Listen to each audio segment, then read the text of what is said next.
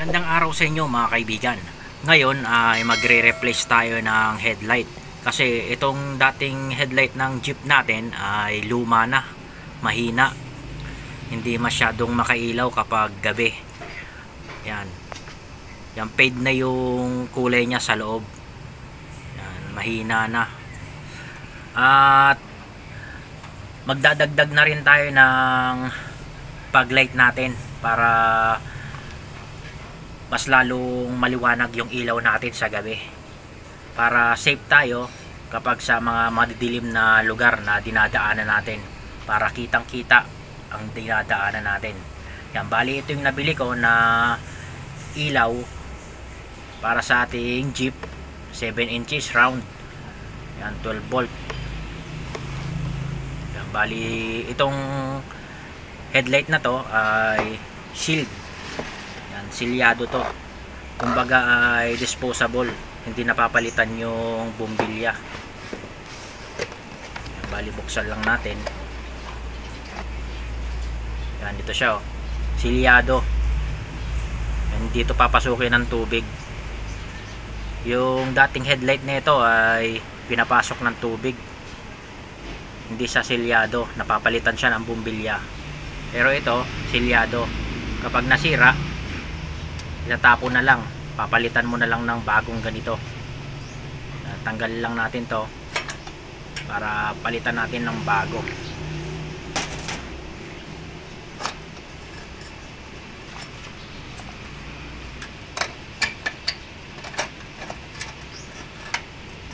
Yan, at medyo pagpasensya nyo na, yung ating headlight housing ay kinakalawang na, wala pa tayong budget para palitan yan. Ilaw pa lang muna ang papalitan natin. Yan o, ito yung sinasabi ko, napapalitan siya ng bumbilya. Yan, halogen. Yan. Yan, magkaiba sila. Pero mas maganda tong bago na nabili ko. Para sa akin, mas matibay ito, itong bago, kumpara dito sa luma.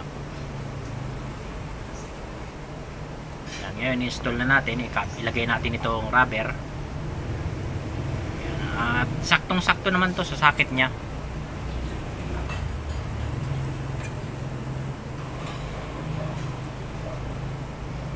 At ikabit natin to, yung kanyang lock.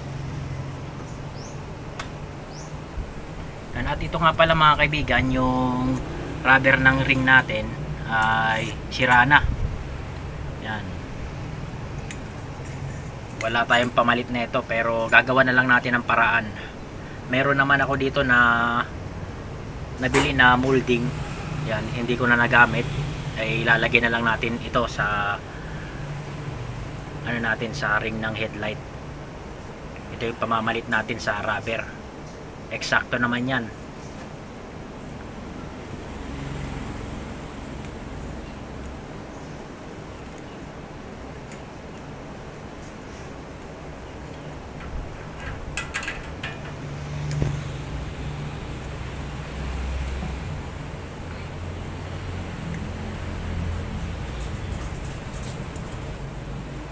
Ayan, bali eksakto siya mga kaibigan. Gupitin lang natin. Yan. Yan, saka natin ilagay. Yan, bali ito para sa akin mas maganda to kaysa dun sa rubber, kasi yung rubber rumurupok yun kapag naiinitan. Yun mga kaibigan, bali na-install natin. Bali ganyan yung itsura niyan. Yan, dalawang headlight na palitan natin. Ngayon testing natin, gumagana siya, umiilaw yung ating in-install na headlight. Yan, pero tetestingin natin yan mamayang gabi para makita nyo kung gaano kaliwanag. Ngayon naman ay mag-i-install tayo ng dalawang paglight para extra light natin, para kung sakasakaling madilim yung dinadaanan natin ay meron tayong paglight na pailawin para mas lalong maliwanag, talagang kitang kita yung dinadaanan natin. At saka nga pala mga kaibigan, nag-bend ako ng flat bar. Yan, dito natin i-mount yung paglight natin. Yan, bali dalawa yan. Ilalagay natin siya dito sa may side mirror. Itutornilyo natin yan dyan.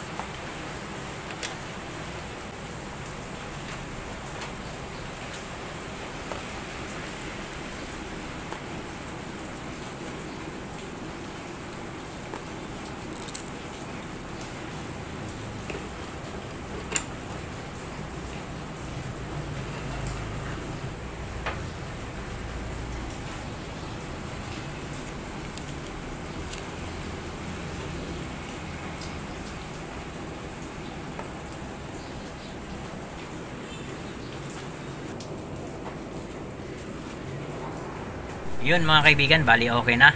Naikabit na natin yung dalawang fog light natin. Yan, bali ganito yung itsura niyan. Yan, wiring na lang mga kaibigan.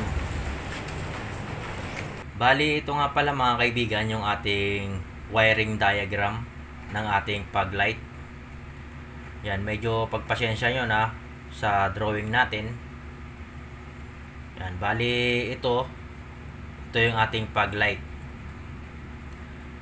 Yung isang wire ng ating fog light, dinikit ko siya sa body ground ng ating sasakyan. Yan. At yung isang wire ay yung positive, dediretso siya dito sa ating relay. Ito yung number 87. At itong 86, at ito naman dinikit natin sa body ground ng ating sasakyan. At itong 85 at 30, pinagsama ko na yan. Naglagay ako ng switch at papunta to dun sa switch ng sasakyan natin sa ignition. At naglagay din ako ng fuse. Kapag naka-open yung susi ng sasakyan natin, magkakaroon ng supply itong ating fog light kapag inopen natin tong switch na nilagay natin. Yan, bali ganyan lang mga kaibigan ang wiring diagram niyan sa ating fog light. O ayan mga kaibigan, ngayon ay papalitan natin tong ating shift knob. Yan, mayroon tayo nabili dito. Yan, shift knob na transparent. Yan, madali lang naman tong palitan. Ito ay may thread. Ikutin mo lang to, maluluwagan na yan.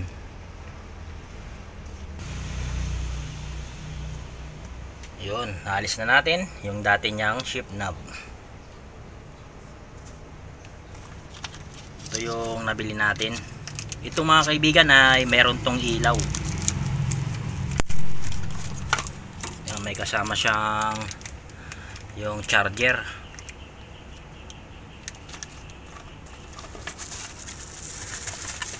At ito yung shift knob. Yun oh, napakaganda.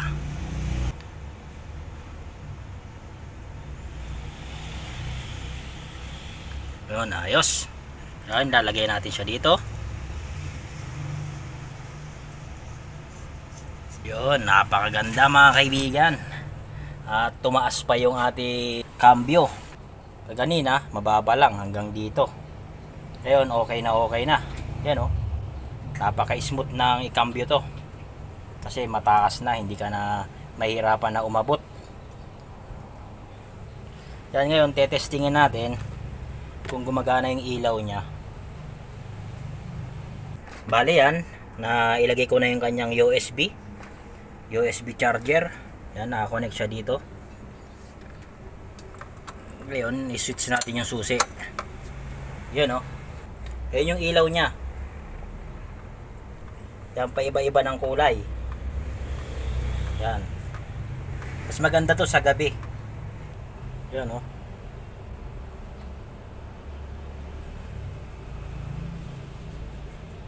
Yan, nagbabago siya ng kulay.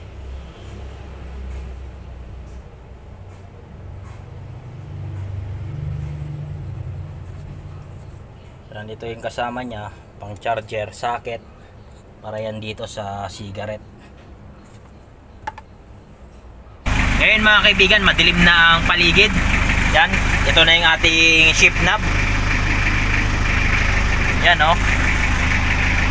Ganito yung itsura niyan kapag gabi.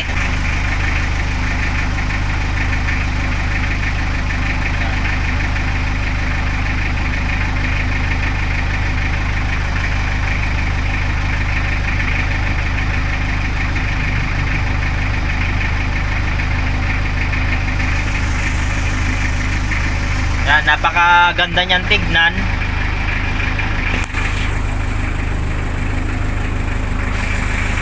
Yan, at buksan naman natin yung ating headlight. Yan yung headlight. Yan, bali ito naka low. Lalagay natin siya sa high. Yan, ganyan. Ayos, malakas yung ating headlight. At yung ating fog light naman, buksan natin. Yan, mas lalong lumiwanag kapag nakabukas yung ating fog light. Patayin natin itong ilaw at yung fog light ang buksan natin. Yan. Yan, maliwanag yung ating fog light. Ayos.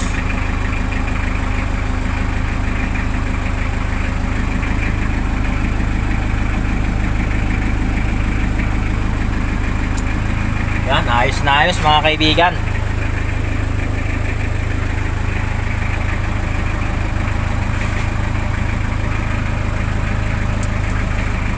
Bali, hanggang dito na lang ang ating video. Sana nagustuhan nyo. At pakitapik naman yung like. At kung hindi ka pa nakakapag-subscribe sa ating munting channel, ay pakisubscribe lang.